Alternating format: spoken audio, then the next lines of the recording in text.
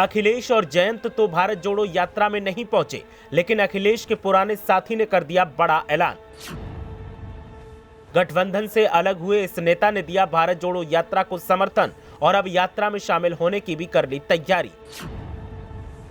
जयंत और अखिलेश ने दी सिर्फ शुभकामनाएं, लेकिन इस नेता ने तो खुद यात्रा में जाने का कर लिया फैसला। देखिए कौन है वो नेता जो यात्रा में करेगा शिरकत और देखिए क्या होगा इसका सियासी असर। राहुल गांधी की भारत जोड़ो यात्रा लगातार अपने पड़ाव पार कर रही है।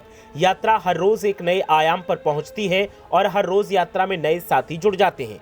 अब तक कयास लगाए जा रहे थे कि अखिलेश यादव भी भारत जोड़ो यात्रा का हिस्सा बनेंगे और जयंत चौधरी भी इसमें जाएंगे, लेकिन दोनों ही नेताओं ने अब तक दूरी बनाए रखी है। लेकिन उनके पुराने गठबंधन साथी ने एक बड़ा ऐलान कर सियासी हलचल तेज कर दी है।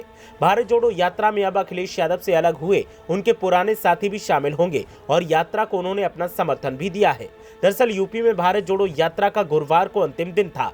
इसके बाद यात्रा हरियाणा में प्रवेश करने के लिए तैयार है, लेकिन इस बीच समाजवादी पार्टी प्रमुख अखिलेश यादव और जयंत चौधरी ने यात्रा से दूरी बनाए रखी। हालांकि उन्होंने यात्रा के लिए शुभकामनाएं भेजी थी। वहीं दूसरी ओर राहुल गांधी और कांग्रेस को अब अखिलेश यादव के पुराने साथी का समर्थन मिल गया है। कांग्रेस सांसद राहुल गांधी के नेतृत्व में भारत जोड़ो यात्रा यूपी में चल रही है। बुधवार को इस यात्रा के यूपी में अंतिम दिन रहा, लेकिन इससे पहले कांग्रेस और राहुल गांधी को राज्य में एक और नेता का समर्थन मिल गया। महान दल के राष्ट्रीय अध्यक्ष केशव देव मौर्य ने अब भारत जोड़ो यात्रा में शामिल होने का ऐलान किया है। वे कैराना स्थित ऊंचा गांव में यात्रा में शामिल होंगे। हालांकि उनका ये फैसला ऐसे वक्त में आया है जब यूपी में नए गठबंधन को लेकर कई अटकलें चल रही हैं। खास बात यह है कि केशव देव मौर्य पहले सपा गठबंधन के साथ थे। यूपी विधानसभा चुनाव से पहले इनका सपा और आरएलडी के साथ गठबंधन हुआ था, लेकिन विधानसभा चुनाव में हार के बाद दोनों पार्टियों में खटपट बढ़ी और जिसके बाद केशव देव मौर्य ने सपा गठबंधन से अलग होने का ऐलान कर दिया था।